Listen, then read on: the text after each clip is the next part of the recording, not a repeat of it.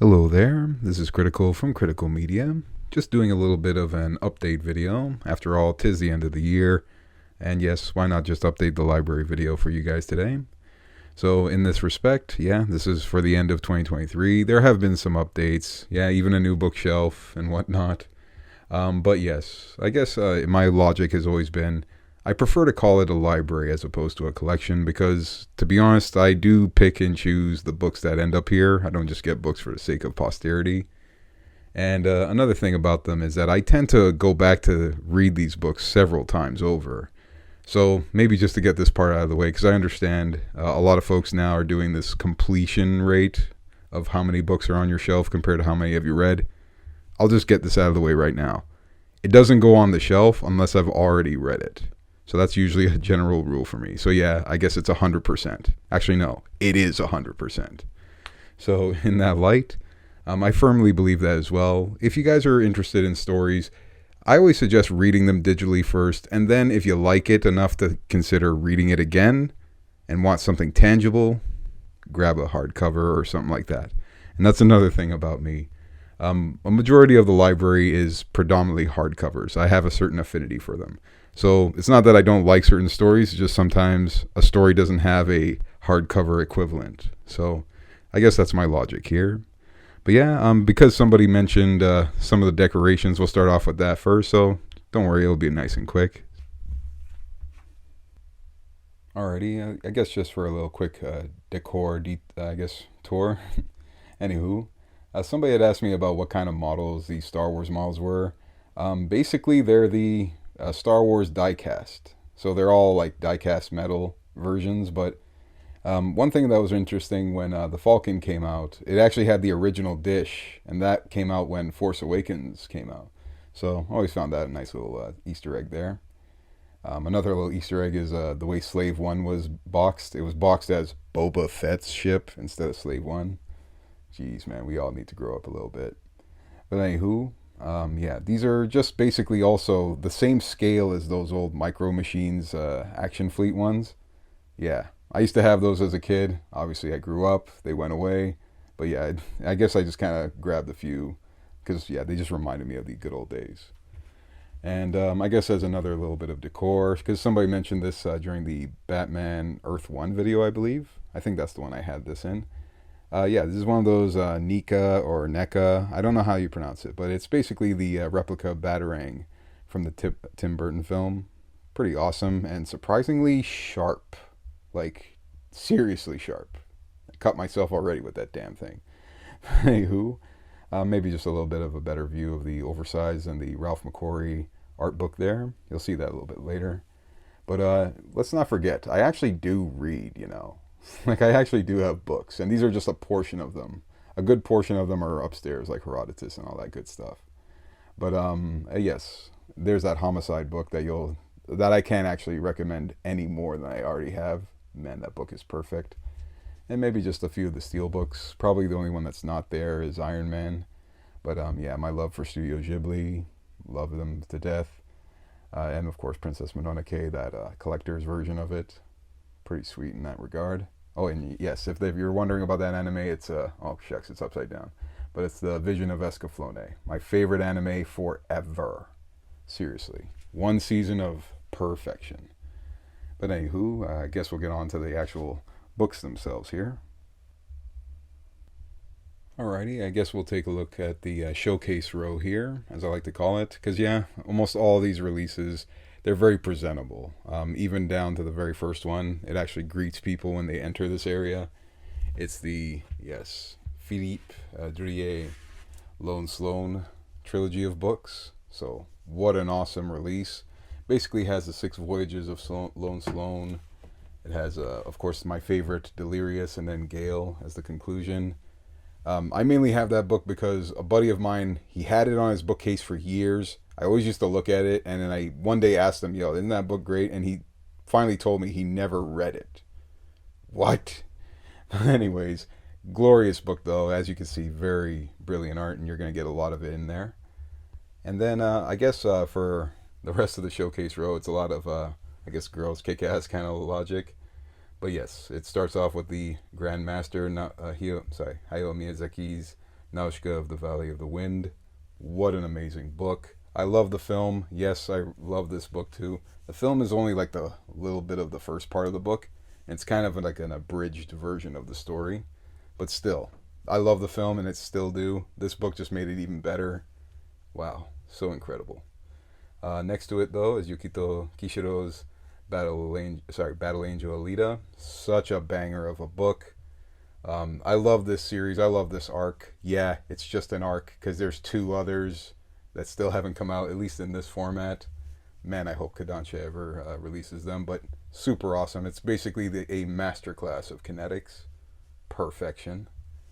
And then, ironically, a little bit further down, we got the Ghost in the Shell fully compiled release. Now, this is a book that's proof that, you know what, your commentary on the channel matters. Because honestly, somebody in the channel kind of convinced me to get it. I mentioned how I love the films way more than the book. Because the first part's the best part for me. And even after reading this, it still is. It does have the 3 included. But, yeah, I have to admit, it was on the cheap, like $40 Canadian, so I had to pick it up. So there it is, right? And I guess to cap off the showcase row, normally I have this book, or should I say this collection, elsewhere.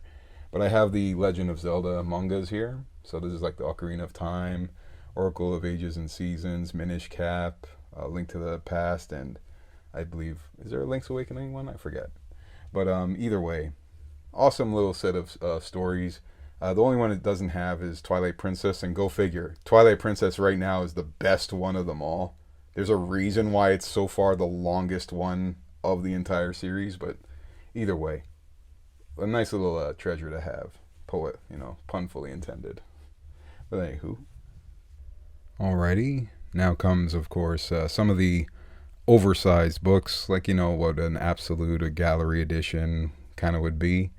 Admittedly, I'm more of a fan of, like, deluxes or just, Marvel oversized, like that format. I'm good with that, but at least the ones I do own, these oversized ones, I do feel like, they have earned the right. So in this case, it starts off with this Captain Marvel Golden Age trivia book, essentially, just for, like, collectors.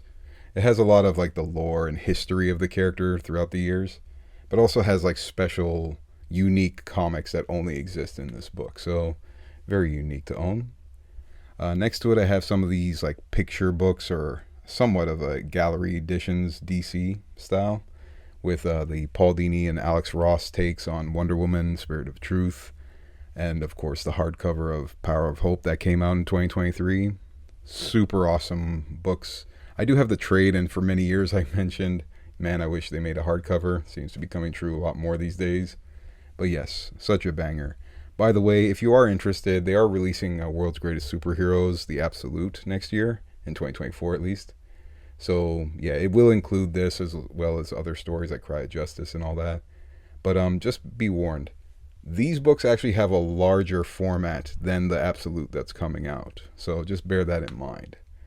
But anywho, moving on, there's of course X-Men, the gallery edition of God Loves, Man Kills, Claremont and Anderson. An amazing story. Yes, it is the redacted one. Do I mind that they redacted it? Yes. Do I care though? No, not at all. Like, I'll still read it and I still enjoy it. But nonetheless, onward we go with these Marvel Treasury editions. I love these books because, what's the word? They're not quite hardcovers or soft covers. They're vinyl hardcovers, so to speak. So they're more protected than you realize. But anywho, here's Peach Momoko's Demon series with Demon Days and Demon Wars. So like, kind of like X-Men and Avengers, but admittedly, Mariko is the main character throughout. But I love her art style. There's a reason why Marvel commissioned her. It's just enjoyable to read. And next to it there, probably a book that surprised the hell out of me, is Silver Surfer Black by, of course, Donny Cates, Tradmore, and Dave Stewart on the colors. Oh my gosh, he's so important for that book. The color pop on it is incredible. The art in it is absolutely par for the course. Story is awesome, but the reason why I say it's surprising as well is I remember ordering that by accident. Like, I was just trying to get a hardcover release of this story, and the standard hardcover was available in this one. And I was like, okay, fine, I'll just get this one because it was cheaper. Turned out to be this. Oh wow, What a surprise. Hey, who? And I guess over here is a bit of an art book here. This is the Ralph McQuarrie Star Wars concept book. So it's this very large release. The reason why I keep it in plastic is because honestly, the cover and the book itself is felt design, and I just know it's going to be a attraction for dust. But nonetheless, an incredible read. I basically break this out almost every May during Star Wars month. May the 4th be with you. But yeah, such a awesome book to own. Oh, and they did find a new palette of these, so you might find a good price for these lately. Alrighty, so I guess starting things off, and yeah, there's no reason why DC's ahead of Marvel, or on the other shelf like Marvel is ahead of DC. It's really just a matter of how I like to read my books in general.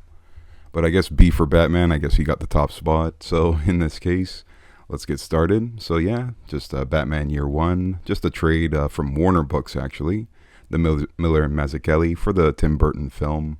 So yeah, that makes sense that it was the Warner Books release when it first came out. Then I kind of devote the road to this chronological order of the Dark Knight Returns universe, or Earth 31. So yeah, I do start off with All-Star Batman and Robin by Miller and Lee. Yeah, say what you will about Batman's anima in it. I'll admit this. At least in the Dark Knight Returns universe, he's a jerk. He was a jerk from the very first book, so it makes sense that his younger self is more brash and annoying. Once you get over that, the story's pretty damn good. But moving forward, yeah, we have The Last Crusade, basically his retirement. Then for Dark Knight Returns itself, I have it within this deluxe edition. So it has the Dark Knight saga with Dark Knight Returns and Dark Knight Strikes Again. Not the biggest fan of Strikes Again, but yeah, I guess we all kind of have similar opinions. Next to it, though, is the ultra awesome Master Race by Miller and Azzarello, and Kubert joining Miller on this one. Awesome story, love it to death. And then I guess for the finale, there's The Golden Child by Miller and Raphael Grumpa, the same man doing the Gargoyle of Gotham series right now. As you can see, pretty short, and personally, I just wish it spent more time with Batman's storyline. But anywho, yes, I usually would drop down to read, like the Golden Age Omni or the Jeff Loeb, Tim Sale Omni, and then come right back up here to read Batgirl Year 1, Chuck Dixon and Scott Beatty. Awesome. Basically the beginnings of the Ra's al Ghul storylines with Denny O'Neil and Neil Adams. Tales of the Demon collection here. Awesome. The obligatory Killing Joke by Alan Moore and Brian Bolland. Need I say more other than always get this on the cheap because DC's always printing it. So just keep that in mind. At least next to it there, Jim Aparo and Jim Starlin's Death in the Family storyline, which also this book has the Lonely Place of Dying. I think even when you get the trade, it has that too. I think I recall my trade had it as well. And then next to it there is Batman Anarchy, just a trade with the dealings of Lonnie Macklin.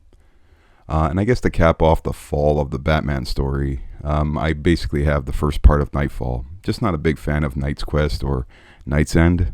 Knight's Quest I can kind of vibe with. I like seeing the degradation of Jean-Paul Valley. And now I used to have the Hush books here, but now that the Hush Saga Omnibus exists, kind of now delegated it down there. But DC also released, as of 2023, this awesome Under the Red Hood release by Judd Winnick, Doug Menck. I love the fact that they included the Red Hood Lost Days story. Next to it, Three Jokers by Jeff Johns, Jason Fabok. And then we kind of go into a little bit of Elseworlds here. So Arkham Asylum, Need I Say More, Grant Morrison, Dave McKean, that magical realism. Next to it there, that awesome Sam Keith story. I call it more Sam Keith than anything. But hey, it's Through the Looking Glass. I always am in the same mood to read it right after. Then there's Detective 27 by Michael Uslan from the Batman animated series, production, and Peter Snyberg. Basically, Batman Year 1, If the Bat Never Crashed Through, and also a period piece mixed in with a little bit of a conspiracy tale. Awesome. Then there's the pretty divisive Batman Odyssey by Neil Adams. Yeah, Neil Adams, you're an amazing artist, but you weren't always known for being the best author. It kind of shows in this book, but the more you read it, the more you kind of get it, kind of thing. Next to it there is Tom Taylor and Kubert's The Detective, a more recent release. Striking art. I love the Kuberts. They're all about dynamic poses. Next to it there, Andy Kubert's Son of Batman. kind of in the New 52 universe if Damian grew up, and that design of the Batman costume is awesome. Next to it, there's a very recent release. Basically, it's the Batman Spawn Deluxe version. So it has the 3 stories. The, of course, Klaus Janson, the Todd McFarlane, Frank Miller, and now the McFarlane Capullo, the more recent one. I just wish that series ran a bit longer. And now on to at least the way I blend between characters here. I kind of use the Earth 1, so Batman Earth 1, the Jeff Johns, Gary Frank. Very consistent, although the 3rd volume left more to be desired, at least in my opinion. Then there's the awesome, very surprising Green Lantern Earth 1 by Greg Hardman, taking that Star Wars legacy experience he has and applying it to Green Lantern. Chef's kiss. And then next to it, JMS's, of course, Superman Earth 1. I still think it's the best of the 3. Oh, well, there is the Wonder Woman and also the Teen Titans one, but geez, the Teen Titans one, yikes. Let's just put it this way. I saw the Teen Titans one at a dollar store. Need I say more? Anywho, yes, next to it, I did upgrade to the Deluxe Edition for Tomorrow. Yeah, just like how Jim Lee kind of applied his style to the Batman Hush storyline, at least for Brian Azzarello's For Tomorrow. There's Jim Lee again, basically the analog to it. Next to it there, basically the conclusion of the new Krypton story. DC, for the love of God, make a new Krypton omnibus, please. But I have it here, the conclusion with War of the Supermen. And 3 books here that are very unique. Now, these 2 are kind of related. Before Truth is basically the epilogue of Men of Tomorrow by Jeff Johns and Romita. Awesome story.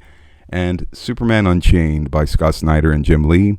They cover very similar ground, but I always put it this way. This is the thought-provoking story. This is the action-packed story. So, take your flavor. Next to it there, Frank Miller and John Romita Jr.'s Superman Year 1. I think you're starting to notice a trend here. And next to it, the very awesome, very understated Jeff Loeb and Tim Sale's Superman For All Seasons. Awesome story. After all, it is actually the inspiration for that show Smallville back in the day. And next to it there, only because, honestly, I just needed to fill this row nice and clean. I do have The Nice House on the Lake by James Tynion. There's a reason why that book gets its accolades. It's very well done. Very interesting ground that book covers. Alrighty, on to the second row here, a row that always fills me with joy because it houses 3 of my favorite characters, Captain Marvel, Silver Surfer, and The Question. But yeah, kicking things off, we got Justice, the Deluxe Edition by Jim Kruger and Alex Ross. God MC book. It's pretty much a tightly round, thriller type story. Captain Marvel gets his love in that book too, so I can't help but love that. And a little quick story. I used to have different type of bookshelves, a very popular brand. I won't mention the name, but I think you know what it is. But anywho, basically I used to have the standard hardcover. It used to be on the top shelf. I came home one day and I literally saw it buckle, the top row buckle. It was going to destroy all the books. Wouldn't you know it, the book that kind of slipped through and buttressed and kept it from falling was my standard version of Justice. It took the hit for all of them, poetically. So I guess it gave me an excuse to upgrade. But anywho, moving forward, we got at least a few of the Justice Leagues from the New 52. So Origin by Jeff Johns and Jim Lee. Wasn't a big fan of the second volume, Villain's Journey. I always felt that was like kind of a waste of Jim Lee's talents. But anywho, the very awesome Throne of Atlantis, which borrows a lot, that film Aquaman borrowed a lot from. Absolutely awesome. There's a reason. Next to it, though, is one of the few parallel universe kind of stories. I'm usually not down for those. It's like one of my biggest pet peeves in comics, but Forever Evil, Jeff Johns, and of course David Finch, awesome. Perfect kind of threat, perfect kind of, stakes and consequences, and the big Captain Cold moment. And now we go on to one of my favorite characters ever, Captain Marvel. I love the type of storytelling it is. Because, for the Golden Age, the creme de la creme, as I call it, of the Golden Age, it's the perfect kind of storytelling. It's basically what superheroes are supposed to do. Have that lighthearted, hopeful, uplifting kind of aspect to them. But anywho, I do have the Golden Age predominantly through these DC archives. Then DC, when they got the rights, they started their run in the 70s, I guess to kind of go along with the show that was on TV. But anywho, DC released these hardcovers, which basically act as the continuation of the Golden Age, but you kind of see him slowly becoming more and more part of the main DC universe. Next to it there, this fanfare book, Superman Shazam, just basically a bunch of their battles throughout this era. Then there's Roy Thomas's very gritty Shazam: The New Beginning that came out in the 80s. Pretty heavy stuff, and they did try to give him some consequence to the writing. But in truth, about 10 years later in the 90s, Jerry Ordway completely reshaped everything, and this is the God MC of Captain Marvel for me, The Power of Shazam. So this is the graphic novel, and this is the graphic novel and series in this one. There is a book 2, and the second book is just a trade. I don't know why they released a trade when they never did it for the first one, or seemed to intend to. Anywho, moving forward, we got Superman Shazam First Thunder, the Deluxe Edition, Judd Winnick, Joshua Middleton. Awesome story, basically why being a demigod is not always the best kind of thing for everyone else. Then there's this crossover book, Day of Vengeance, where the Spectre went nuts, started killing people left, right, and center. So it's Captain Marvel and Shadow Pact to stop him. And this book had a lot of reverberating effects. It has a little bit for Gotham Central, but it does lead into this, Trials of Shazam, when Freddie Freeman became the first champion of Shazam, or the actual champion called Shazam, I should say. And then just before the New 52, there's Black Adam and Isis from the JSA storylines. That's Jeff Johns, but he did bring back Jerry Ordway to do some of the art on it, so I appreciated that. But there are some loose ends, which I always found was weird, because Jeff Johns was the only person writing for Captain Marvel for 10 years after that, so it's weird that he never took the opportunity. But anywho, here comes the New 52. I did upgrade to the Deluxe Edition of Shazam. This story is actually called Curse of Shazam. No, not because of Captain Marvel fans, it's literally its title. But very cinematic, appreciate that. And a book that very much surprised me this past year, is The New Champion of Shazam. I mean, the series came out in 2022, but Josie Campbell and Doc Shaner did an excellent job representing a lot of the Power Shazam story stuff. So yeah, Josie Campbell reminds me a lot of Donny Cates. Does her homework and knows how to do the lore. The whole Spy Smasher thing, that won me over. Moving forward from that though, I kind of finish off the Captain Marvel stories by the Jeff Smith, the same creator of Bone, with Monster Society of Evil. Very lighthearted. I leave that book with a smile on my face every time. And yes, thankfully, as of 2023, he's back to being called Captain Marvel, and Mary's back to being Mary Marvel. Love it. Thank you, Mark Waid. I'm about to give him another credit just now. But anywho, next to it is my other favorite hero here, The Question, The Deaths of Vic Sage. So this book, it's more of a DC Black Label, so its dimensions are different, but it has Jeff Lemire and Dennis Cowan. It was written, or it was at least approved, while Denny O'Neil was still alive, and he gave it his blessing, but passed away by the time it finished. Next to it here is actually the Charlton run of The Question. A very unique kind of way to own it. That's the Steve Ditko original run there. Awesome story. You realize that the character really hasn't changed. Denny O'Neil just enhanced the philosophy of the character. Very awesome. Next to it there, the only trade I have for Phantom Stranger from the New 52. And I do cap off DC perfectly with Kingdom Come by Mark Waid and Alex Ross. The God MC story. Absolutely amazing. It's more than the Superman story. It's DC as a whole. And yeah, again, Captain Marvel gets his love in that book too. And ironically, that book actually does have Easter eggs where you see, Captain America, Spider-Man, Thor. I think you even see Iron Man in it as well. Yes, you do. Doctor Strange. So I kind of use that book as well as a reason to blend into Marvel. So yeah, right now we got Iron Man Extremis, Warren Ellis, Adi Granoff. I always feel like this book was like a foundation for a lot of future Iron Man stories. They all seem to leverage this one. I have the story of Winter Soldier in this awesome Oversized by, of course, Ed Brubaker, Steve Epting. You're going to hear that name quite a few times in this video. Next to it there, Civil War by Mark Millar and Steve McNiven. Awesome series, Marvel. Come on, just release an Omni for this book, seriously. Because as good as surprisingly big this book looks, it's actually very short. Majority of it is actually bonus material. You'll kind of see that as a problem on another book I'll mention later. But next to it there is Marvel's Project by Ed Brubaker and Steve Epting. Wow, that was fast.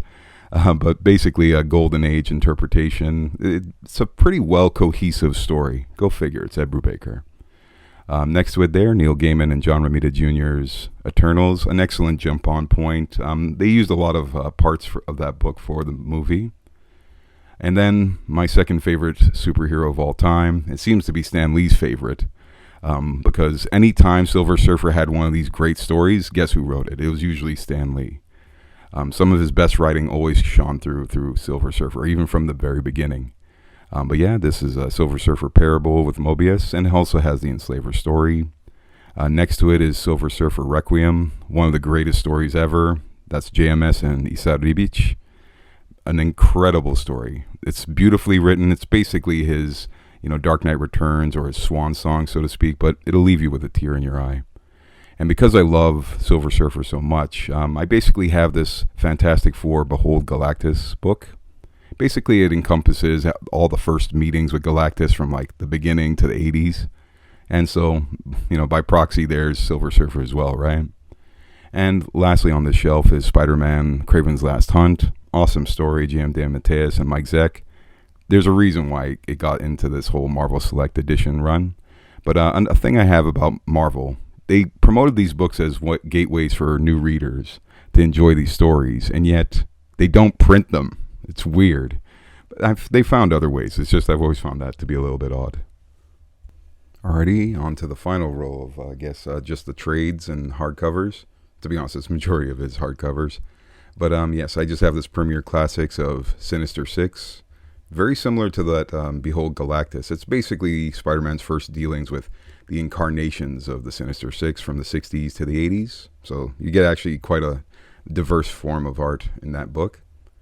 Next to it there, Chip Zdarsky and Mark Bagley's awesome Spider-Man life story. Awesome series. Need I say more? I wish they did this with more characters than just Spider-Man and Fantastic Four. By the way, if you're getting that Chip Zdarsky Omnibus, yes, it does have that story built into it. Next to it there is Loki, or should I say the rebranded Thor Loki Blood Brothers. Yes, this is by Rob Rhodey and Isa Ribic. You're noticing, you're going to see Isa Ribic quite a few times. But yeah, awesome story there. I like seeing the villain's perspective of things. Next to it, a new addition to the library as of this year. But to be honest, I've read this story so many damn times. Thor for Asgard. Just found it on the cheap recently by Rob Rhodey and Simone Bianchi. Awesome story. Always like the whole climbing Yggdrasil aspect of that book. Next to it there is Astonishing Thor, Rob Rhodey again. Basically, Thor is a celestial superhero, and I always like the way the Collector was done in that book compared to the way he was depicted in that Guardians movie. Next to it, though, Jason Aaron's beginnings of his awesome run with the Gore God Butcher storyline. So yeah, this has God Butcher and God Bomb, the conclusion of it, at least up until, King Thor eventually came out. But awesome stories, love them to death. And again, Isa Ribic, there you go. Then for X-Men, I have some of these Premier Classics. So yeah, Mutant Genesis with Jim Lee, Chris Claremont, one of his first beginnings with that series. Awesome art. I always like the whole Asteroid M storyline in it. And a book that I love to death is X-Men versus Avengers. This storyline is, it's from Uncanny, and you can actually get it in that new Uncanny Omnibus. I believe it's Volume 5. But basically the real trial of the real trial of Magneto happened in that story. Man, I'm very much Captain Marvel minded. Anywho, next to it is the very awesome Alex Ross, Kurt Busiek's Marvels. Very similar to Kingdom Come, except unlike that story that has a linear story, this one's more like just like the history of Marvel. It's very similar to that Marvel's Project book earlier. Next to it there, the House of X, the Powers of 10, Hawks Pox, feels obligatory, and I appreciate what Kieran Gillen's done to kind of bring that storyline to a close. Next to it there, a very heavy narrative with X-Men Magneto Testament. Basically, it's almost like an origin story, except it's not. There's no superpowers in this story. It's just a man basically in a concentration camp. Pretty heavy narrative. Next to it, though, I have a few of the X-Men Noirs. So X-Men Noir and its sequel, Mark of Cain. And then the completely separate Wolverine Noir. It's a different Wolverine, different storyline altogether. Awesome, though. Next to it, I love the beginning of the Wolverine series, so his time in Japan. So I just have the first part, as I always call it, the Claremont Miller oversize here. Awesome story, the whole Mariko Yukio thing.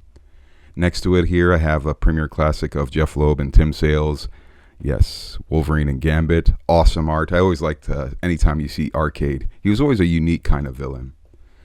Next to it, though, I have the Wolverine Origin storylines. So Origin 1 and 2. The Kuberts are always on point. It's just that the story of Volume 2 or Origin 2, it was so hard to ever keep up with the first one. The first one has this like majesty to it. Then there's the Wolverine Origins run. So yeah, when he got his memories back. I do hope they release a proper omnibus of this. You can kind of see I have like a few hardcovers and a few trades mixed in. At the end of it, though, is Wolverine versus the X-Men. So that's when he was like taken over by some sort of demon. But I always like that character, Lord Deathstrike, that whole sniper rifle part of it. If you read it, you know what I'm talking about. And then I kind of have the next two here, the, I guess, X-23 books. So yes, Elektra and Wolverine, The Redeemer by Greg Rucka and Yoshitaka Amano. And then the X-23, Killing Dream, Marjorie Liu. The reason why I call this an X-23 book is because this is basically her origin story. Like, she basically debuted in this story even 2 years before that show first introduced, I guess, X-23. But that kind of caps off Marvel there. And I do have a few Dark Horse books here just to kind of fill out the row. So I have these Captain Midnight archive books. They're very similar to the Captain Marvel ones you saw earlier. They're Golden Age stories. But the thing about Captain Midnight is he was a radio superhero, so he wasn't owned by any comic book company. It's just Fawcett did the comic books for that radio show. So that's how Dark Horse acquired the rights, but I love the way their approach to making these. They're very similar to the DC Archive releases. Next to it there is Mark Millar and Lionel Yu's Superior. Basically this more gritty and, you know, the typical Mark Millar comedy stylings, you know, like Kick-Ass, but applied to the Captain Marvel storyline. Basically, that's exactly what it is. Very cinematic, though. Next to it there is Billy 99 by Sarah Byam and Tim Sale. Some of his early work, a black and white book. Awesome. Next to it is Norse Mythology by Neil Gaiman. Not really, though. But a lot of different comic creators. The reason why I say not really is because Neil Gaiman, he wrote a literary novel for this, too. It sucked. Like, he really just phoned it in. You might as well just read the real Poetica Ada. And the comic book actually follows the Poetica Ada more than Neil Gaiman's writings. But next to it there, I have Against Hope, Victor Santos. Awesome little revenge fantasy book. Very striking story. It'll kind of crush you a little bit when you read it. But I always like Victor Santos' style. It reminds me a lot of Eduardo Risso. And then we have a few of the Star Wars comics. I've mentioned this before. Star Wars is the reason why I even read comics from the 90s up until I really got back into comics in college. But yeah, there's the General Grievous book. Awesome. Next to it there is the Rise of Kylo Ren story, which kind of, you know, really degrades the threat of the Knights of Ren. They really suck after reading that book. There's Marjorie Liu's Han Solo book there. Basically her take on the Cannonball Run being applied to the Millennium Falcon. And then a few of the Journey to Star Wars books. So Shattered Empire, which is basically about Poe Dameron's parents. Awesome story and probably some of the most badass versions of these characters you'll ever get. And then the Captain Phasma one that takes place literally right after Force Awakens. It's a good story. I just got it because it was on the cheap recently, but still, it's a serviceable story. Alrighty, to kick off the Omnis, yeah, I do start with Marvel this time. I guess that's mainly because they just have more offerings, and I own more of them, I guess. But in this case, we start off with Captain America Golden Age. Man, I love these releases. Yeah, I do have a certain affinity for Golden Age comics, as you just saw with Captain Marvel and Captain Midnight. But yes, in this case, probably a masterclass of kinetics for the Golden Age era itself. Such a banger in that sense. By the way, very intriguing thing. The majority of the art is actually Al Avison. Whereas, you know, a lot of the layout design is Jack Kirby. After all, he was moved off or shipped off to the war at that point. But still, very intriguing aspect. Now, at least in the Silver Age, yeah, Cap comes back, Jack Kirby helps out, but then he leaves Marvel, and then he comes back. And then when he does, that's what this basically covers. A lot of Captain America, Falcon era-esque storytelling. Very awesome to have. It was pretty sweet to see him come back. Then, of course, I have the Silver Age release of X-Men. This is the reprint, so if you're wondering about the smaller fonts, Yeah, that was a thing for the reprints not too long ago. But I do like the bindings. They actually use like thinner paper, so it's pretty unique in that sense. So yeah, the original Silver Age X Men, awesome series. You know, very consistent. That's one thing I always loved about X Men. Always kept things intact and always referenced their history very well. Next to it, there we have, of course, Uncanny. Awesome. This is, of course, when Len Wein began with the whole giant size, and then Chris Claremont, started that incredible run as the head of X. Man, what an incredible storyteller. But yeah, such a banger of a series. Next to it, there is Fall of the Mutants, one of the few crossover books I own. And yes, I mainly have it because of the origin of Apocalypse and Mr. Sinister, but still, awesome read. It's a nice little, what's the word? Nice little window into time, or history, so to speak.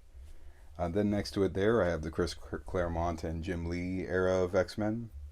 So yeah, at least the first volume. I am planning to get the second one, but awesome to have. The House of M, that released not too long ago. It's now actually, it is the biggest Omni I own, which is surprising. I always thought Big Damn Sin City would be, but never mind. But yeah, it is awesome the way Marvel mapped it out. Definitely big them up for that. Then there's the reprint of Silver Surfer. That's his Silver Age. Some of Stan Lee's best writing, as I mentioned earlier. For some reason, Stan Lee always seemed to care more about Silver Surfer than anybody else when he wrote characters, so awesome to have. And the reprint fixes a lot of the problems of the previous releases, a lot of the misprints. So this one's clean, trust me. Next to it there, even though it doesn't have the dubbing of an omnibus, it basically is. It's bigger than some omnis. It's definitely bigger than the Miracle Man one. But yes, I have the Jeff Loeb, Tim Sale Marvel Colors book, or coloring book as I like to call it. So yeah, those Marvel Knight stories with, Daredevil Yellow, Spider-Man Blue, Hulk Gray, and Captain America White. Super awesome to own. I know that they're, printing these special editions now of individual stories, but maybe an omnibus or this release again. But anywho, moving on, I have some of the Frank Miller Daredevil here. Actually, at least all you can get for now. I guess you can get Elektra too. But nonetheless, yes, it basically has the Man Without Fear, Born Again story, the Mazzucchelli run. Super awesome to own. In that light, this one's the reprint, and this one's the one from many years ago. So it's ironic that that's how I ended up picking them up. And speaking of reprints, yes, this is the reprinted Ed Brubaker run for Daredevil, him and Michael Lark. Such a banger of a book, and yes, I already have the next one on the way for next year. And yes, of course, probably an omnibus that I feel almost everybody needs to have on their shelf is S.H.I.E.L.D., the complete collection. So it does collect Strange Tales, and if you maybe remember, Strange Tales had the Doctor Strange section, and then it had the Agent of S.H.I.E.L.D. section. So this predominantly just grabs those and puts them in a singular Omni. Man, what an incredible effort from Jim Steranko. That's his. I think that's his actual claim to fame in comics. But it's true. Like when you see the transition from Jack Kirby to Jim Steranko, it's seamless and even admittedly better than Jack Kirby's work. So an impressive book to own and surprisingly very consistent. Alrighty, so yes, now we got at least the second row of the Omnis. That kind of weds Marvel onto DC. But yeah, we start off with Miracle Man, Marvel Man, whatever you want to call him. And ironically, yes, there is a bit of more trivia to this book. The fact that it is an Alan Moore book, essentially. But yes, awesome narrative. As usual, Alan Moore loves that whole deconstruction angle. And yeah, the whole Captain Marvel connection. And that is one thing I want to mention about this book. If you can, try to find this book cheap. Because honestly, there's less than 400 pages of actual story in this omnibus. A majority of the book, the majority is bonus material. Which, if you're a layman, I can understand. Yeah, it is intriguing. But for somebody who's already a Captain Marvel fan, it's a lot of repetition for someone like me. But that's just me. Enjoy the book as you can. Moving forward, though, I was once upon a time a stupid, super Star Wars fan. I'm older now, and I'm an enthusiast. But the reality is Star Wars was always what connected me with comic books as well. But yes, in this case, the very surprisingly awesome 2015 run by Jason Aaron. Basically, the storyline between episode 4 and 5. Awesome stories, and I love the fact that they never broke the film's logic or canon. So, very intriguing storytelling, that's for sure. And then there's the companion piece by Kieran Gillen and Salvador La Roca. Amazingly well done Darth Vader book here. Very cinematic, very appealing. There is a little bit of overlap, the whole Vader down story, but still, super awesome. Absolutely needs to be recreated somehow. Anywho, in this case, you'll notice these colored Star Wars titles here because these represent the Legends line, which in truth is the amazingly well done Dark Horse run of Star Wars. So some of the material you'll find from like the 90s onward into the 2000s up until Marvel took the license back. But yeah, essentially you have the Empire Volume 1 and 2. Has a lot of those Darth Vader books, like the Hayden Blackman or the Tim Seidel ones. But it more so has the Star Wars Dark Times series, which for any Star Wars fan you may know was one of the best things to ever happen. It showed you the other side of the Star Wars universe. No Jedi, or ironically, what a Jedi is supposed to do. Or the whole, slavery angle, or cannibalism angle, or prostitution angle. It's pretty heavy stuff. But yeah, love to have both of those. Yeah, love that character Dustinir, by the way. And then, of course, the New Republic, which is basically right after Return of the Jedi. So it does have the Shadows of the Empire epilogue. So pretty decent to have. The Mara Jade story. But the more importantly awesome Rogue Squadron series by Mike Stackpole. What a banger. Basically, if Star Wars did those like World War II comics, that's how it would come out in Star Wars form. It explains so much of the universe, how things work. So damn well. Love that series to death. And by the way, for 2024, they're going to release Volume 2. In my personal opinion, get that book. That is going to be the hands down most important Star Wars Omni ever. Because it includes the Heir to the Empire, Dark Empire, a little bit of Rogue Squadron related stuff. But it is absolutely a must. Please find it and pre-order it. Now, I kind of use Big Damn Sin City here as like the bridge. Because it's actually the only indie Omni I kind of own. I mean, technically Moonshine as well, but nowhere near as large as this. The Big Damn Sin City really lives up to its name. Heavy as hell, but it is pretty much the pinnacle of all Omnis for me. Like, I don't think Marvel or DC have ever topped like Dark Horse's release here. It is basically it's the standard. Perfect binding, perfect release, even down to the ribbon strip. Awesome. But next to it there, poetically, I have 100 Bullets, Volume 1 and 2. One of my favorite series of all time. Crime noir done perfectly. And this whole conspiracy angle added to it. Yeah, I get it. The whole Brother Lono thing where it's not included with Volume 2. Personally, if you've read the series, they wedded it perfectly. I'd rather have all the series. Brother Lono, it's different. Tonally it's different than this series. So I'm actually okay with them not doing it there.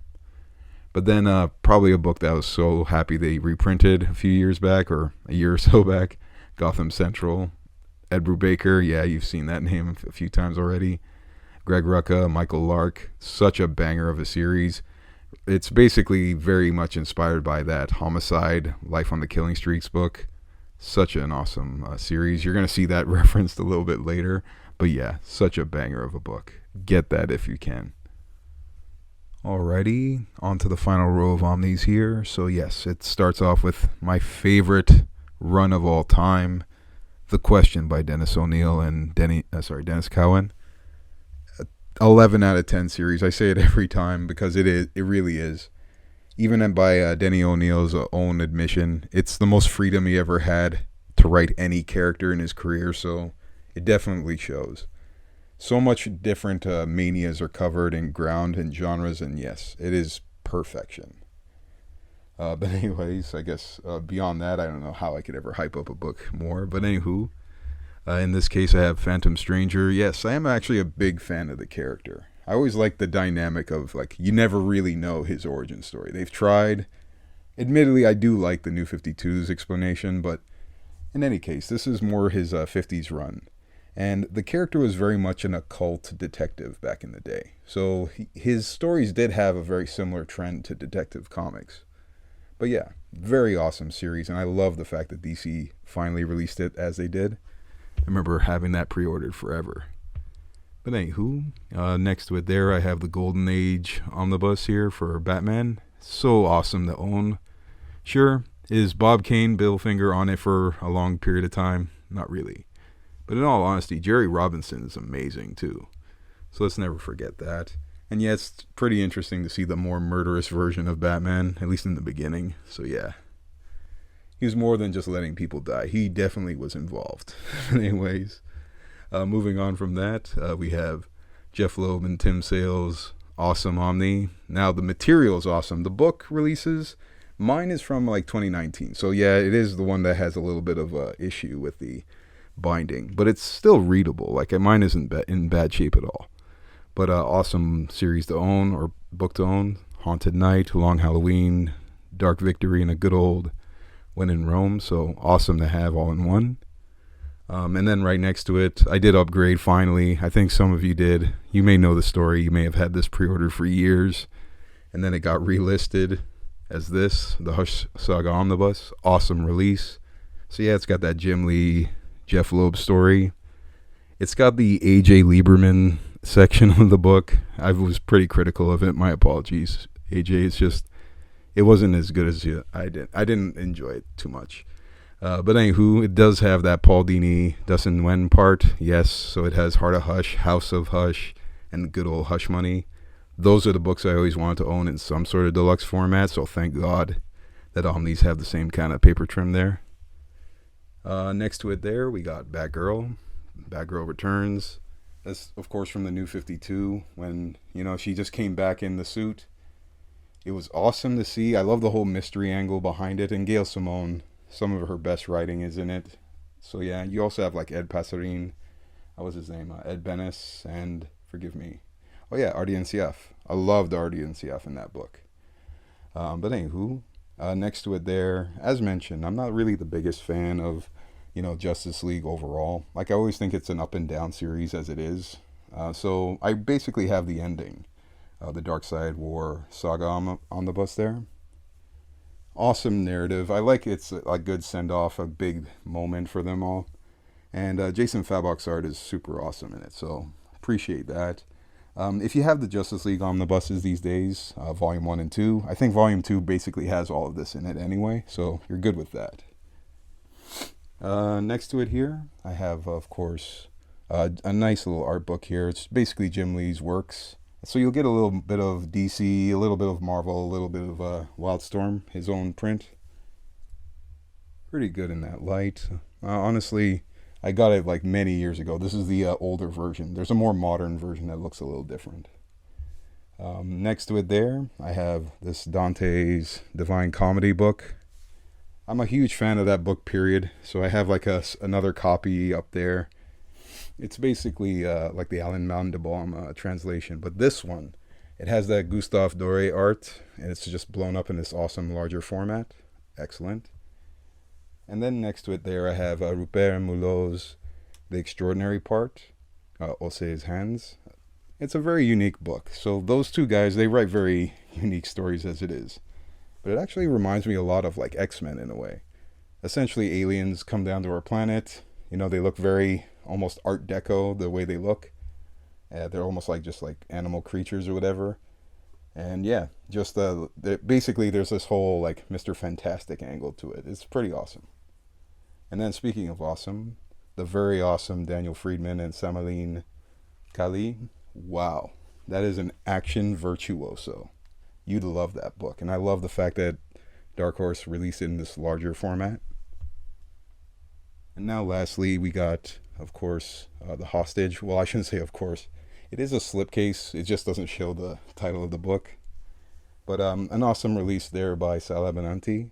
Brazilian deities and the whole avenging God angle to it. Pretty sweet. Alrighty. I guess we have the manga section here with, a huge love for Junji Ito. Yeah, I love his writing. I love his approach to horror, his pacing to horror. So yes, in this case, I have the White Clad books, as I call them, with Tomi, Uzumaki, and Gil. Personally, I love Uzumaki the most if we had to compare any of them, but I love all three. Tomi is like really super awesome too. But yeah, the fact that Uzumaki is like this linear narrative along with being a what's the word? A like an anthology series, love it. But yes, at least moving on, probably my favorite Junji Ito release period is Remina.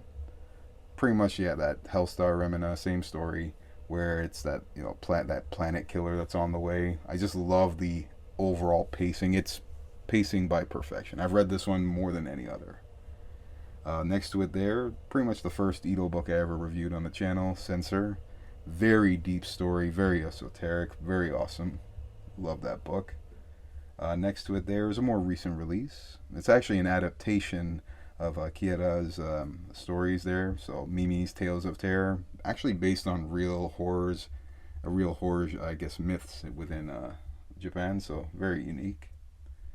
Next to it, there we got the desert. I guess a few of the story collection books here with Deserter, Tombs, and the more recent Suichi.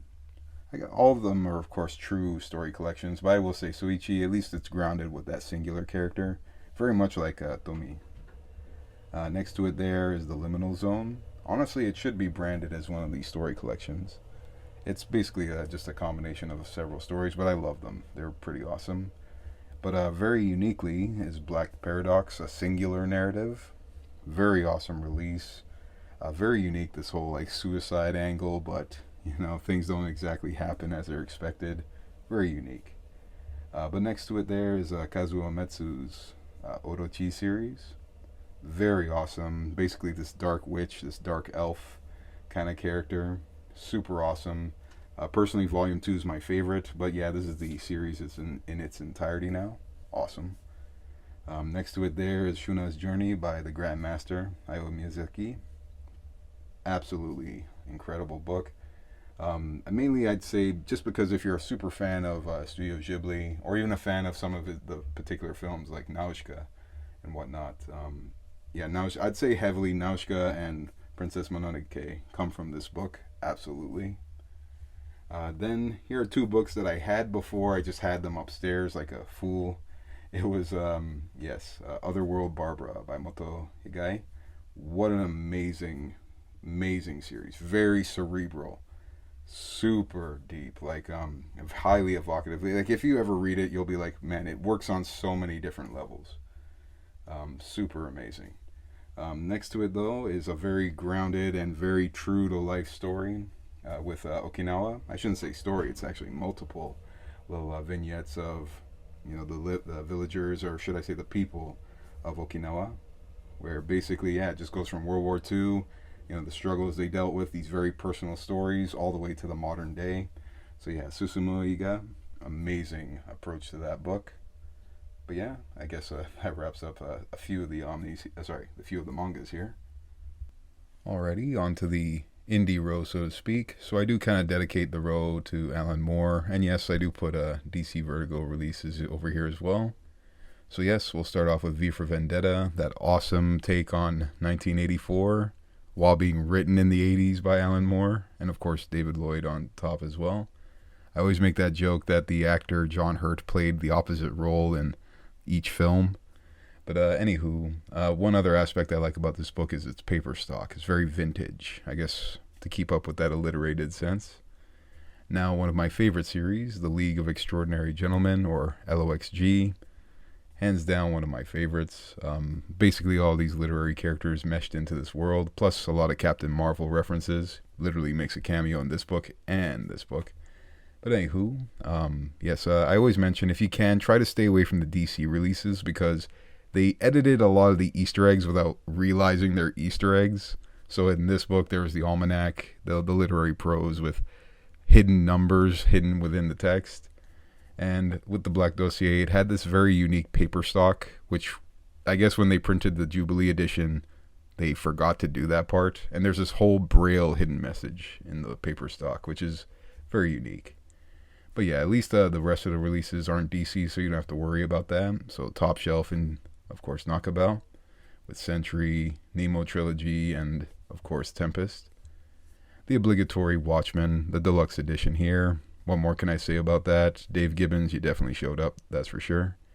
And even though, yeah, I mentioned it before, the Rorschach book by Tom King and Jorge Fornes, it's an awesome narrative. I love the whole detective conspiracy angle, and it's also even written with this old school sense to it.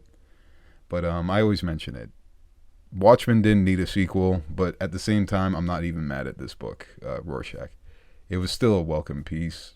Just, yeah, let's leave Watchmen alone if we can. But anywho, after that, Cinema Purgatorio, which is very similar to League of Extraordinary Gentlemen, even with Kevin O'Neill on the art. Basically what League is for literary characters, Cinema Purgatorio is for film, as well as real cinema history also. Very unique. The whole Otto Mesmer thing's very trippy. Then next to it there, I have the Judas Coin by Walt Simonson. Basically the coin just traveling through history and the DC universe. That book that I always mention, The Comical Tragedy or the Tragical Comedy of Mr. Punch. This is the book I mention almost every time I read Arkham Asylum. I go right to this one. It has the same kind of feel. Makes sense since Dave McKean's on it with Neil Gaiman. And it is more of a personal story, just like a somewhat twisted memory concept with it. But yeah, same magical realism style. Love it. Now Something is Killing the Children, Book 1, the deluxe edition. I love the main series, just not a fan of all the spin-offs. And at least next to it, a book that I feel like I willed into existence. No, not really. But I remember doing the trade paperback video for The Many Deaths of Lila Starr by Rumvi and Felipe Andrade, where like I was hoping they would make a hardcover. Lo and behold, a year later, bang, there it is. It's just that Boom Studios isn't really known for doing that kind of thing, so super appreciative they did that. Now 2 books that are becoming very popular on people's shelves, and for good reason. The Last Ronin, and of course Lost Years right next to it. I always say this, Last Ronin was basically the surface level version of The Dark Knight Returns. Surface level storytelling. And I guess what I was missing out of that book, not that I didn't like Last Ronin, I loved it. It's just that I was looking for something more evocative, and ultimately we ended up getting that through Lost Years, this sequel/prequel at the same time. Brilliant idea, by the way. Next to it there, of course, probably one of my favorite ongoing series, and it's, I guess somewhat reaching its climax with Ice Cream Man, and these are the Sunday editions, as they call them, for their deluxes. I just love the whole snow cone aspect. So yes, this is Martin Prince, Mike Marazzo. And it's a horror anthology series, but it does have a linear thread throughout it, but super awesome. Strange Neapolitan single favorite issue. And then I love this one since it has that whole Giving Tree reference in it. I love that. There's Jonathan Hickman and Mike Huddleston's awesome Decorum. So yeah, that collects, I guess, the first half of the series. It is alluding to a sequel, just nothing really so far. But I love the whole celestial angle. It's set in the future. It's kind of has a Firefly meets Star Wars appeal. But I love the use of color throughout it. And speaking of a very visceral book, or should I say visual visceral, we have The Department of Truth by James Tynion. But aside from this incredible concept of, these conspiracies becoming realities or willing them into realities, I think this book elevates itself to a graphic novel status mainly because of Martin Simmons' work on it. He really showed up doing the art on it. Reminds me so much of Bill Sienkiewicz. And now comes, of course, Pornsnack Pichetshote's The Good Asian. So this won quite a few awards, I imagine. But this book is single-handedly my favorite overall release of 2023. It's not so much it's the greatest story ever told. It's more like the level of professionalism and production in the presentation of this release. It's bar none the best binding, best hardcover, and excellent features added into the book. It's really, really chef's kiss type work. And then next to it there is Moonshine, basically the entire series. So I guess Image somewhat kind of did a omnibus of sorts with this book. But Brian Azzarello and Eduardo Risso. That same winning combination from 100 Bullets that you saw earlier. Just think of 100 Bullets, but you have that same crime noir, but now you have this period piece set in the 30s, And it's got this whole, or should I say 20s, 30s, and it's got this whole supernatural element attached to it as well. Brilliant idea. And then Velvet, that super awesome spy drama by Ed Brubaker and Steve Epting. Geez, how many times are you going to see that name? You're going to see it one more time.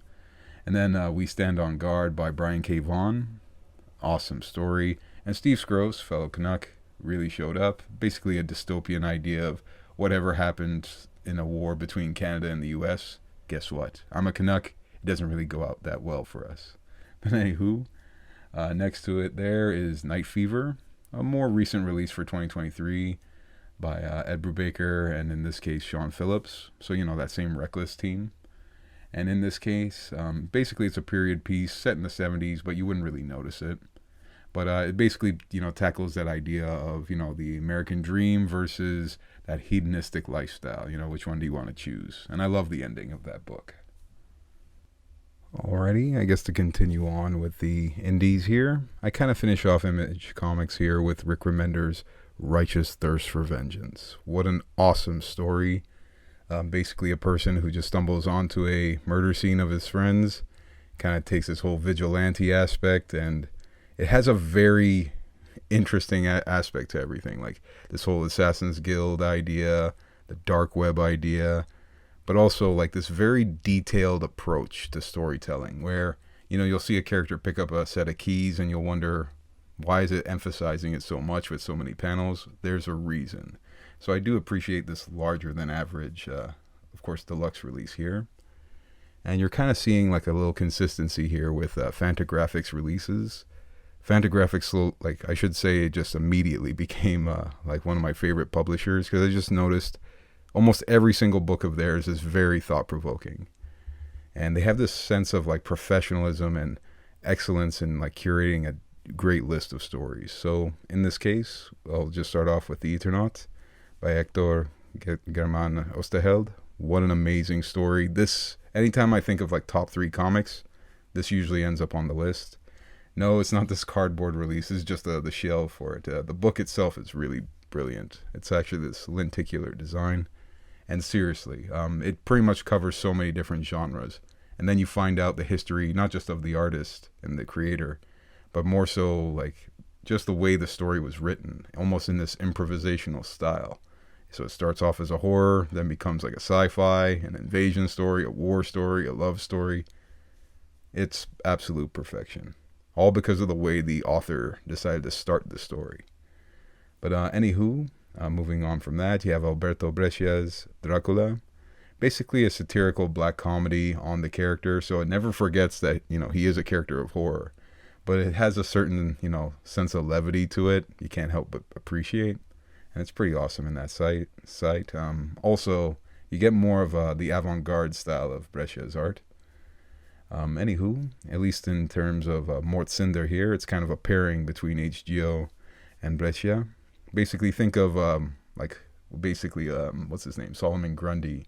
And instead, it's Mortcinder, and it's a character who basically lives throughout history, and you see both sides of the coin because the character himself is morally ambiguous as well. So he's not a hero or villain; he's just Mortcinder. And then next to it here, another Breccia book. I think you're noticing a pattern, but this time with Sastorain with a Paramus release, The City in Oblivion. This book, it's highly touted as like a nationalist personification of like the ideal future for their country, but either way, it's put into these awesome little stories. So my favorite character is the blue collar dude, Canarones. Awesome. Anywho, pretty much on everyone's shelf and much deserved, Barry Windsor Smith's Monsters. There's a reason why it's there. It's a labor of love, clearly from the creator. Awesome narrative. And in this case, yes, I have the 2 books that kind of got me into Fantagraphics. The Grand Odalisque and its sequel, Olympia, by, of course, in this case, Bastien Vivet, and the pairing of Rupert and Mulot, who do the story. And it's such an awesome narrative. Super uplifting. It's basically like, it's like these 3 art thieves. They're thieves in general, but it has like this Ocean's 11's approach to its storytelling. Awesome. Very cinematic. And it's funny, I mentioned that even when I did the videos for them, and wouldn't you know it, as of November of 2023. There's that movie Wing Women, and it's pretty much exactly like this. So they clearly borrowed a lot from it. Next to it there is Bastien Vivet again, this time with The Butchery. Basically these short comics, like one-page comics of, the ideas of a relationship, more than just, one mechanic of relationships. But Bastien Vivet has this awesome expressionism style that, it's more than just art, or comics. When you see a character reach out for something, it looks more believable or lifelike, like there's motion to it. It's just very riveting stuff. And that does carry on with the last book in the Bastien Vivets, The Blouse. It isn't a Fantagraphics release, it's from Ablaze, but still, I'm just going to keep all the authors together if I can. And yeah, the story, it's a very, zeitgeist style approach. Basically, it's a college student, Severine. She's a babysitter. She messes up her shirt while doing her gig. Parents come home, they offer her a blouse to wear that happens to, let's just say, accentuate her features. But yeah, it's very of the moment, especially when it was published. Certain things were happening in France, and there's a certain part in the book where it goes, wait, did that just really happen? Because that did actually happen when he was writing the book. But anywho, I'll let you read it to figure that out. But next to it there is a book purely inspired by my father. He's not the real inspiration Gil Shelton used, but this is the Fabulous Furry Freak Brothers. So yes, Gil Shelton along with Paul Mavrides. Basically these hippie stoners that are in the 60s, 70s, and 80s. And that's pretty much what these are, this book being the color version. And the reason I brought up my father is because I remember visiting him from work, and what's it called? In his tool chest, basically he had one of these comics in there. So I always think of my dad anytime I think of these characters. Next to it there is Judgment Day, basically a collection of EC Comics, sci-fi. But the headliner is the Judgment Day comic itself by Al Feldstein. Awesome narratives all throughout the book, but that one in particular, as well as the Adam Link story by Otto Binder. Very awesome. Adam Link is basically the, inspiration behind iRobot. That film basically is Adam Link.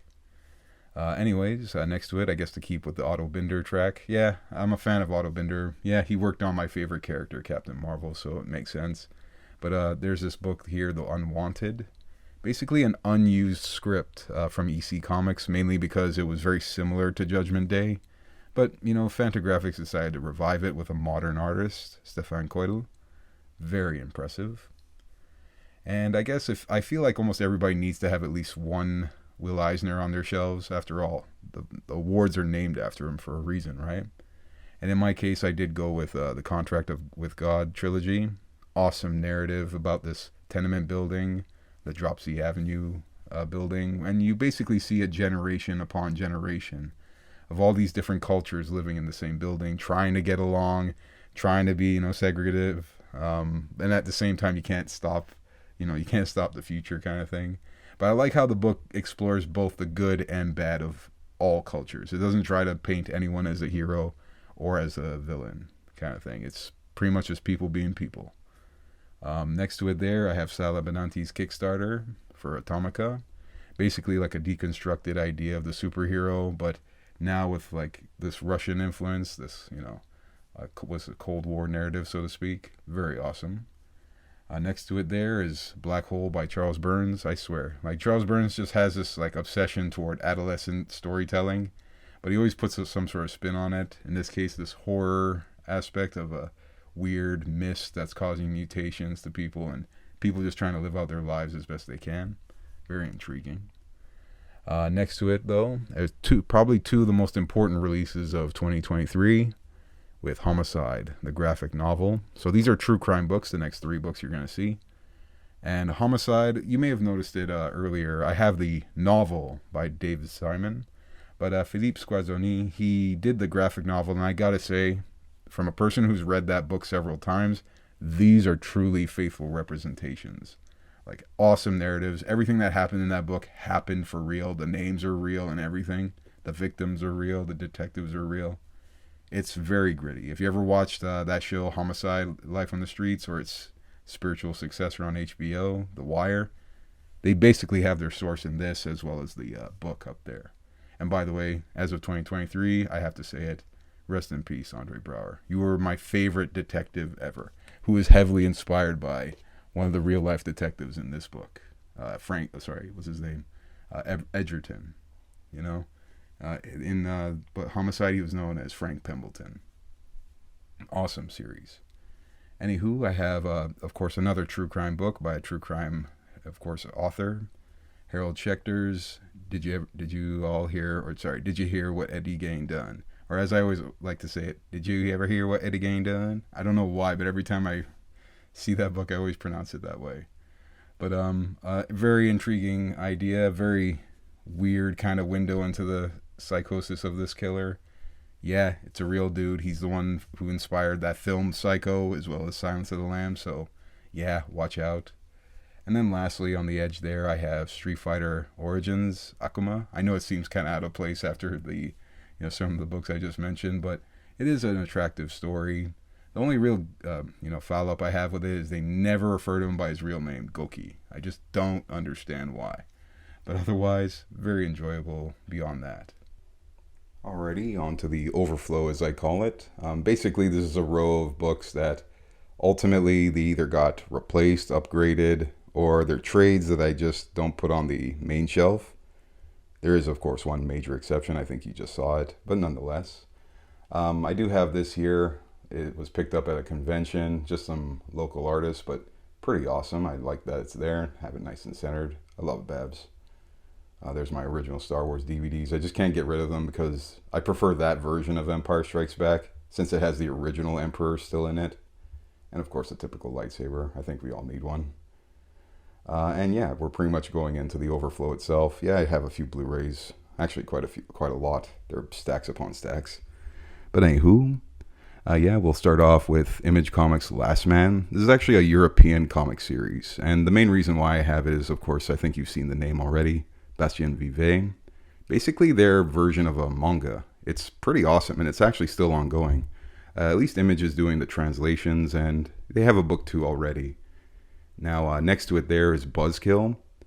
Somebody earlier this year asked me why I didn't get that other book, Scumbag, by Rick Remender. It's mainly because I feel like anytime I was reading it, I was constantly reminded of Buzzkill by Donny Cates. An awesome book. Honestly, he's actually reused some elements of that for that current series, Vanish, he's using. But yeah, this book, it basically has a superhero who's powered by narcotics. So if he drinks coffee, he gets a superpower. If he drinks, he gets another superpower. It's a pretty interesting narrative, that's for sure. Next to it there is They Are Not Like Us.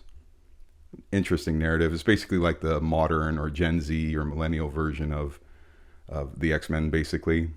Pretty intriguing narrative. Pretty heavy stuff going on in it. Next to it there is Jupiter's Legacy. Please don't let the Netflix show fool you. The comic book was so awesome. So well done. And I do have them as the original releases. I loved it from the beginning. But that's why if you buy them today, they're numbered differently. Even the latest series, Jupiter's Requiem, it's kind of like listed as book 5 and 6. But anywho, next to it there is Kari Andrews with Erratic. Basically his take on Spider-Man for a different company. Dope story though, or dope concept. Superhero for like 10 minutes or 15 minutes at a time. Next to it there, I have, of course, my 2 epic collections for, I guess, New Republic and Tales of the Jedi. But in reality, it's the Dark Empire story and the Dawn of the Jedi storyline. These 2 are actually getting included into an omnibus soon, as of 2024, so be on the lookout.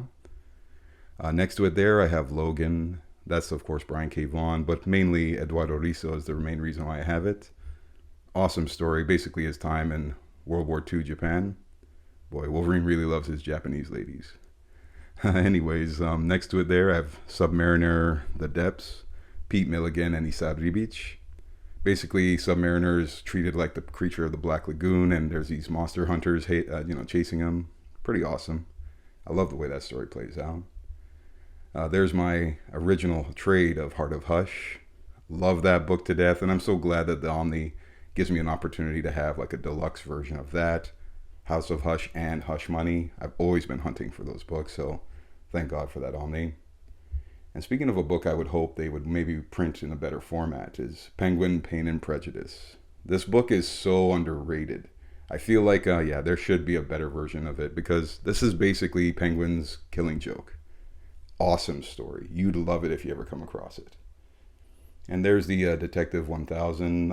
In my case, I got the Tim Sale cover, or should I say my cousin got it for me, but he knew me very well. I was going to go for that one either way. Next to it there, Victor and Nora, probably the only YA book I own. There's Daredevil, the Silver Age run with Bill Everett and Wally Wood. 1 Month to Live, a very unique narrative. Basically, what would you do with superpowers if you had 1 month to live, literally? Five Ronin, basically reimagined superheroes, very much like the Peach Momoko Demon Days stories. And there's that Joker by Jeff Lemire and Andre Sorrentino. Jeez, let's just put it this way. This book is so bad I can't even get rid of it. Okay? That's pretty funny in that respect. But anywho, just a little taste of some Blu-rays there. And I guess since we're comic book related here, yeah, these are the main superhero comic book movies I have. So you'll notice, yeah, there's the original Captain Marvel, Adventures of Captain Marvel from the 40s. Basically one of the first superhero films, and actually a film that actually helped, further special effects in Hollywood. And you'll notice there's Road to Perdition. Yeah, it is a comic book movie. It's actually my favorite comic book movie, hands down. There are many of them here, but can we legitimately say there are better movies made than Sam Mendes and all these actors in Road to Perdition? Amazing. All right, and here we go to Duplication Row, as I call it, because this is where the most duplicates exist. So yes, almost all the books here are. So Shazam, Kingdom Come, boy, that book's been loved. There's Hush, but probably the two most important on this shelf are these two. The Dark Knight Returns and Watchmen. These two books are literally the reason why I got back into comics. So in college, there was a class meeting in the medium, and these were the two textbooks essentially. And that class was all about choosing the right medium to tell your story. Like what form of communication helps you get the message across. Right there, baby. Right next to it there, my original trades of The Question, the Denny O'Neil, Dennis Cowan. Awesome. The many Lives of Lila Starr, Ramvi, Faye Pendraj, a few Marvel Masterworks. Yeah, pretty much everything here has been duplicated. Now, there's probably a series you may wonder, wait a second, from the first video to the next video, where the heck are they? Yeah, of course, I would never get rid of Berserk. Greatest manga of all time, in my opinion. It is so damn perfect. Like, geez, a Lou. And yes, now this is the whole Kentaro Miura run. I do kind of wish they mapped the 14th volume a little bit better, but hey, I guess they ran out of material. But still, super awesome to own. And I do appreciate what they're doing with the storyline right now. They're not really getting greedy. They're just really trying to tell the finale. But awesome stuff nonetheless. But yeah, we're pretty much at the end of the video here. So maybe you guys have your own opinions on maybe some books to get, or maybe some ideas that you've gained from this one. But as always, I wouldn't mind hearing your comments down below. And hopefully, I'll see you guys in the new year. Take care.